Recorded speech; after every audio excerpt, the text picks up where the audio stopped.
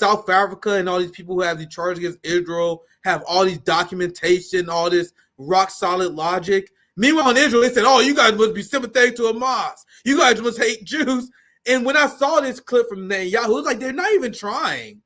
Like, you really think you're being persuasive here? But I'll let it play. This is the only reason I'm playing this. We play this and I'll get your response. Host of the 11th Hour, Stephanie Ruhle, spoke with Prime Minister Netanyahu, and she asked him to respond to those arrest warrants. Take a listen.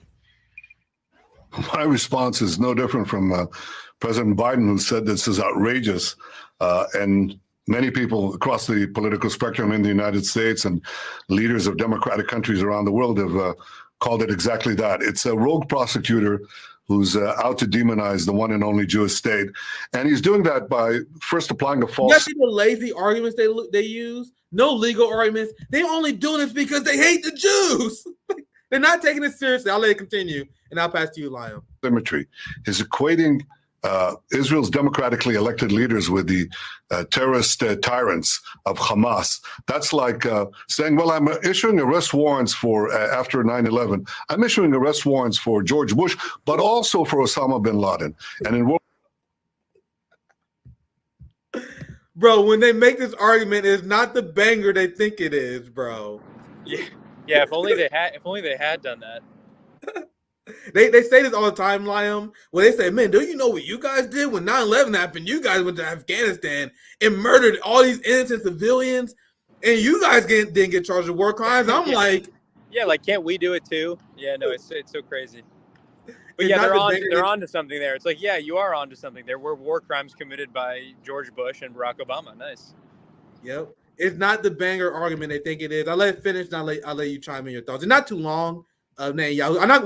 We're not gonna listen to none of their analysis. I'm just playing it so you guys see what Netanyahu said. World War II, I'm issuing arrest warrants for FDR, but also for Hitler. Thanks a lot. That's a false symmetry, and it's totally absurd. It's a travesty of justice. But the other thing he's doing, he's using also, Stephanie, just this point, he's using also false accusations. He's saying we're drying out Gaza. Drying out Gaza? We're supplying now, before the war, 7% of Gaza's water, now 45% of the water, nearly half, to make sure they have water. He's saying that we have a deliberate policy of starvation. Deliberate policy? We supplied 500,000 tons of food and drugs, 20,000 trucks. Yes, sir, but hold on. So those trucks can go in. But we've already heard U.S. aid has said famine is present. We've heard from Cindy McCain, who runs the World Food Program, who has said there's massive famine there. Are you saying that they're lying? Do you imagine how much you fucked up when Zionist-controlled MSNBC has to put back on you just because how bad it will make them look if they didn't? But don't praise MSNBC too much, because contrast how they are treating him with how they would treat even third-party candidates I don't like RFK Jr., how they would treat Dr. Cornel West, how they would treat Dr. Jill Stein, who can't get a word out before interruptions. So even though she chimed in, you guys see how much bullshit they allowed him to spew before she sir, if you mind, sir, I would please just like to mention, sir, that you're full of shit. You want that's actually a great point. You know, how they treat Trump when he's on, or RFK, versus how they're treating Netanyahu, who's in the process of just kind of ethnic cleansing Gaza, is is kind of night and day. That is kind of wild. I mean, she's giving a little pushback, so yeah, good for her. I mean, it's surprising to see from MSNBC, and it's also interesting when Netanyahu there said, we used to supply 7% of the water, now we provide 43%. I mean, if that's true, what that really shows is, I mean, assuming they haven't increased the amount of water, which they probably haven't. In fact, they cut off water in the beginning. That really just shows how much less water is getting into Gaza. I just did a little quick math. That would mean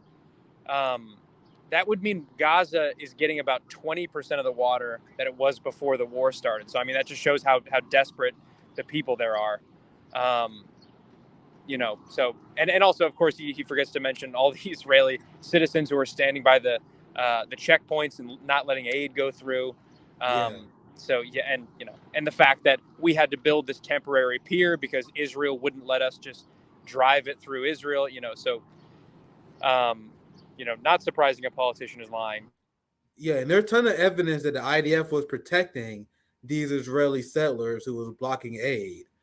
And now that goes to the theoretical question that people in the resistance, like Hamas and them, asked when they say, "What's really the definition of an innocent Israeli?" When all of them are forced to join the IDF, and once you're part of the IDF, you're IDF for life. Which is why you see settler colonialists block aid, because that's them engaging in their long-term duty to the IDF and the settler colonial project. So it's just a question: what does it really mean to be a civilian settler colonialist? Anyway, let's continue. Feel free to chime in. I saw you on mute. Yeah, I mean, I will.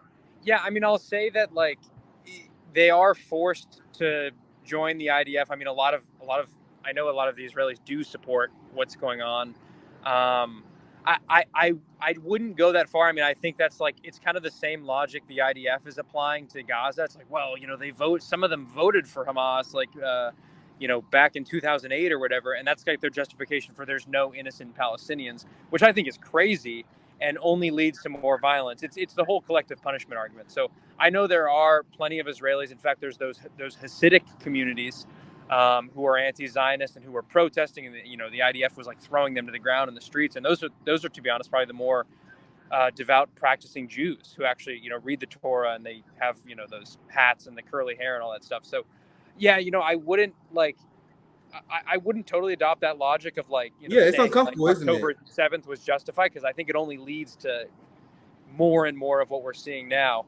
But yeah, no, it is. I mean, you do have a state where, based on polling, based on a lot of American Zionists who I know, they really support some radical shit. They really support genocide, and it's like it's awful to see. Yeah, and I don't disagree with you saying, because I understand why you say that morally. I understand why people say that morally. It's a legit position to take. But if you are a settler colonialist and you accept the house that was stolen from a Palestinian, because a lot of these settlers who live close to the border, they set these houses. Are you? Yeah, I mean, if you steal somebody's house and you start living in it, I mean, you're a trespasser. That's a different story. Yeah, so we agree on that. So, but if those people was killed, they would say they were innocent civilian that was killed. I just don't personally agree with that. But what you say, you make a lot of valid points. You are morally clear, and I understand why people had that position. But the settler colonialists, I hear you on settlers. Yeah, I mean, I've seen those videos where they just kick a poor woman out of her house. She's filming and crying, and she just kind of, they didn't even do it really by force. They just kind of like, it was kind of with the vague threat of that the IDF is backing this guy. And that guy literally stole her house. That guy kicked a woman out of her home. I mean, in the U.S., that's fair grounds morally to take up arms against that person who is stealing from you. So yeah, no, that's a different story, and that is justified. Yeah, and these Israelis, they would say stuff like, "Well, if I didn't steal it, someone else would anyway." Nah, don't care. But there is one. Yeah, that's the video. I saw that same video. That's what I was referring to. Yeah, and I am intellectually mature enough to understand that there's a grade area here. There's ideas to be debated here, but it's something. And the idea that I mentioned before is not accepted in the mainstream. I think it's a legit conversation to be had where that line stops in being a civilian versus being an active participant in settler colonialism. Because I am like, if the resistance was to go after someone who was in opposition of the Israeli state, that's a bad move, and I wouldn't support it. But there's a gray zone here. But anyway, let's move on. You guys gonna see his response to this very mild pushback. And this pushback she gives is because of her viewer base. Like, remember, Democrats watch MSNBC, but Democrats are turning against them. Now, a lot of people who watch this are Zionists, but the Israeli state and Benjamin Netanyahu is so unpopular, they have to say something. What Netanyahu says is so unhinged and so factually wrong. She has to say something. But as you see the pushback, I just want you guys to compare how that pushback would be compared to if it was Joe Stein, Dr. West, if RFK was there. Just keep that in mind. Let's finish the clip and we can begin the wrap-up line. He's saying that we have a deliberate policy of starvation. Deliberate policy. We supplied 500,000 tons of food and drugs, 20,000 trucks. Yes, We're fixing sir, the roadbeds so those sir, trucks can go in. But we've already heard U.S. aid has said famine is present. We've heard from Cindy McCain, who runs the World Food Program, who has said there's massive famine there. Are you saying that they're lying? I'm saying that Cindy McCain, unfortunately, is misinformed, and I'm saying that the facts prove otherwise. We flooded Gaza with humanitarian aid, but before that, we supplied it with more than minimal amounts, and we fixed the roadbeds, we fixed the border crossings to make sure that all this food and all these supplies go in. We've enabled airdrops. We've enabled maritime routes. We're building a port. The whole thing of a deliberate starvation policy is ridiculous, and it's put forward by a guy who doesn't check his facts. He's receiving it, as do others, from the UNRWA and other anti-Israeli agencies and from Palestinian sources. Look, they said just recently that they discovered that, well, they sort of were misinformed, that 10,000 casualties that were supposed to be women and children, now they say, well, we don't know that. But, sir, so they're fixing it. You know, it takes time for the truth to come out. No, Netanyahu is such an evil ghoul, bro. They are actually pushing back on him. That's how far gone he is. And that's why I think it's important to show this, because I want you guys to see the face of evil. Like, this is pure demonic shit here, to the point where someone who has no moral barometer, don't get it wrong, this empire puppet host here, she got this interview for a reason. But because she knows what sounds good for the empire, she knows, like, bro, you're fucking this up for me and everybody because you're so crazy. That's my interpretation. I'll let it finish. I'll give you your last thoughts on it, and then we can wrap up. I go back a few All right, seconds. and we can't it takes time for the truth to come out. all right, and Stephanie Ruhle joins us now to tell us more about the interview. It's a tough one, Stephanie. Yep, it indeed was a tough one.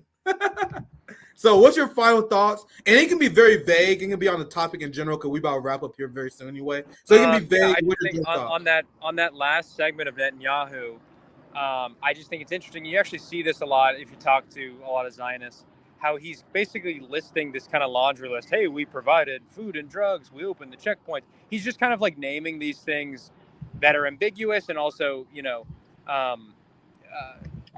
some of them like not even super relevant? Like, we opened the checkpoints. Okay, well, good for you. I mean, why did you close them in the first place? But and then you just look at kind of the reality of the situation in Gaza, where people are starving, and buildings are, like, you know, half the neighborhoods. I think, like, what was the UN statistic? That 75% of neighborhoods have been destroyed. Something just wild like that. Those are people's homes that they can't go back to. So he just kind of makes this list of, like, wow, look at all these things we're doing because we're so humanitarian and we actually care about the children there. While the reality on the ground, with anybody who has, like, social media and can see the videos, realizes that he's annihilating this population. So he just has this kind of, like, perverse like mindset where he's claiming, oh, we care so much about them, we're so moral, look at all we're doing for them, while he's killing them. It's just really, that, like, what you said about evil is spot on, because it's like, you know, not only is he killing them, but he's also lecturing us on how moral he is while he's doing it.